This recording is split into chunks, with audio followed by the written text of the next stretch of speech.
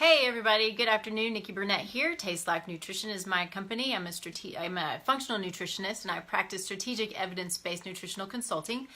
I have conversations with clients a lot, and so often it's about gut issues, and they're wondering why are their gut issues, and they tell me they've had gut issues since they were a child, stomach aches and so forth. It's pain or discomfort, and then of course all of the ugly things that can come along with that.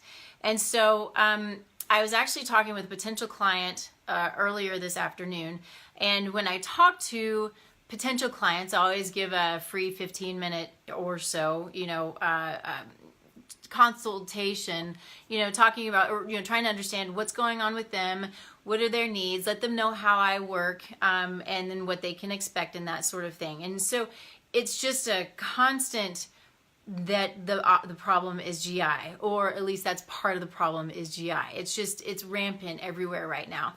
And so there are questions that I ask. One of them is, do you feel bloated all the time? If bloating is involved, do you feel bloated all the time, only after certain foods, or do you feel more bloated in the evening than you did in the morning? And so that helps give me a little bit of guidance as to maybe what could be causing the bloating. But I would also say there's so many things that can cause bloating that, the questions are good. Testing is always better. But one of the things that surprises me that people have not heard of are what's called nightshades. And so that's what I want to talk about today, are nightshades. And if you don't know what they are, nightshades are tomatoes and peppers and potatoes and things like capsicum or chili pepper or chilies, that kind of thing. So all of those spices and seasonings, and they are delicious. We love them, and they're in all, Mexican food. That's really all Mexican food, right? Is tomatoes and peppers and onions, which are not nightshades, but either way, they're just in everything. And when someone comes to me and is like, I can't figure this out and I don't know what's going on, and we've ruled out some things, well, we start to look at maybe what they're eating. And so, case in point, I had a client, it's been a couple of years ago, but he was doing really well, and he told me, he's like, I feel like I'm eating, all of the good things, but I can't figure why I still don't feel good. And I asked him what he ate for breakfast, and he had an omelet with tomatoes and peppers and onions. So I told him, I said, lay off the nightshades, let's see what happens, and his problem was gone. So why is that? Why are nightshades a problem? So nightshades are interesting because they have in them, it's the way God made them, but it's a natural pesticide, and it protects the plant from being eaten so they can reproduce just like it's supposed to be. But some of us aren't able to handle that. Why? Well, I don't know that anybody really knows, but I'm going to tell you something that I think is really interesting as far as I'm concerned. And this is strictly, there's no study behind this.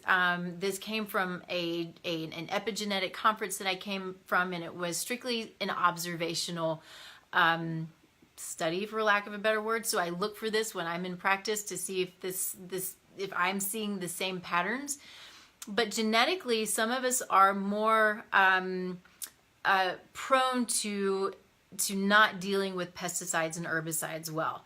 We have a pathway in our liver that helps us to detoxify pesticides and herbicides. And if we have polymorphisms that don't allow those pathways to work well, then we don't get rid of the pesticides and herbicides as well as maybe others do. Now, could it be that some of us react to nightshades because it's a natural pesticide, and genetically or epigenetically we don't have the ability to detoxify it well? I think that that's a great point. Don't know it for sure, but I certainly look for it when I'm looking at people's genetics. Really interesting. So I decided when I wanted to start talking about nightshades that I wanted to look up an article. And one of the things that was interesting about this article is that it seems that there's the chance that there's a lot of misdiagnosed arthritis, because those that don't handle nightshades well they get pain. So it could be gut pain, like we discussed. It also can be joint pain. The body can tell us something's wrong in all different ways. It doesn't have to be the same way for every person, and it's not the same way for every person. And so it can also, it can increase irritable bowel syndrome. It can increase joint pain, which may be seen as arthritis. And if we take those foods out for a while, then we'll know if that's a problem. So something to think about. In my practice, I feel like I'm a little bit of a detective, or anybody in the field of functional nutrition and functional medicine. It is a little bit of detective work because you want to dig to find out what's going on. We're not here to cover up symptoms. I'm not here to give you a supplement that says, okay, this is going to, ease your gut spasms, or it's going to help to, take away the pain. We want to know what's creating the pain and creating the spasms.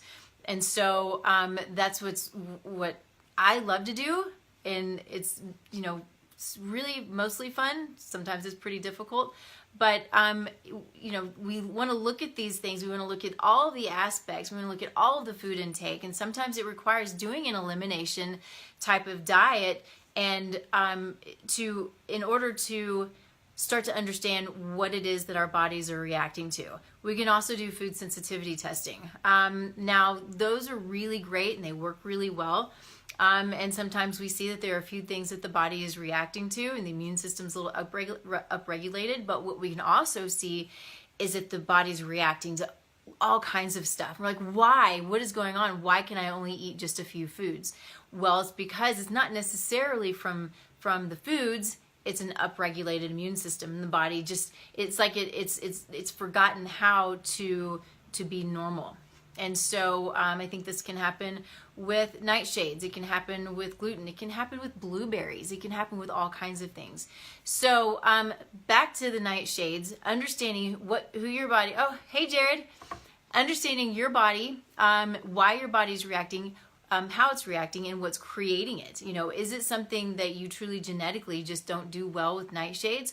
Or is it there's something else going on and the body's then reacting to the nightshades or to the other things? So looking at that, looking at all aspects, looking at, environmental factors, your toxic load, your stress levels, all of these things affect our bodies, our digestion, our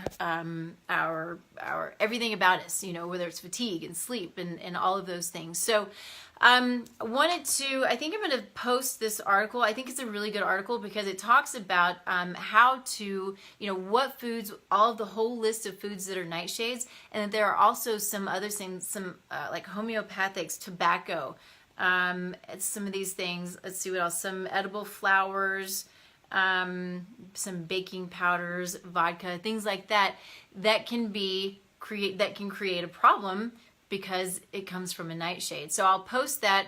It also talks about a challenge, so a 3-month challenge, which makes a lot of sense.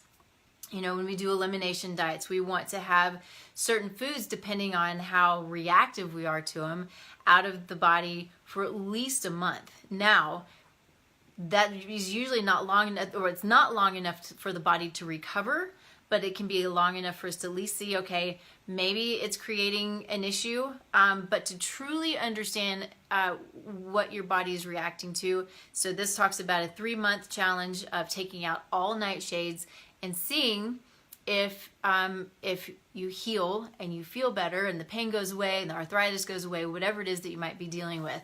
And then if you bring it back in, 2 things could happen.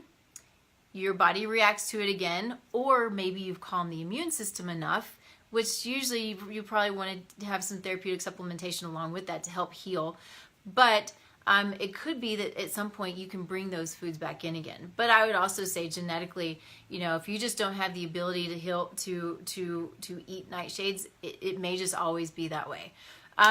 So I will post this. If you have questions, let me know. If you have questions about anything else, let me know. If there are other things that you want me to talk about, I talk about what I think is interesting, but maybe you find that there are other things that are interesting, and I'm happy to address whatever questions you have as often as I can. So let me know what I can do. You can go to my website, tastelifenutrition.com, and give me some questions below and let me know if there's anything you need.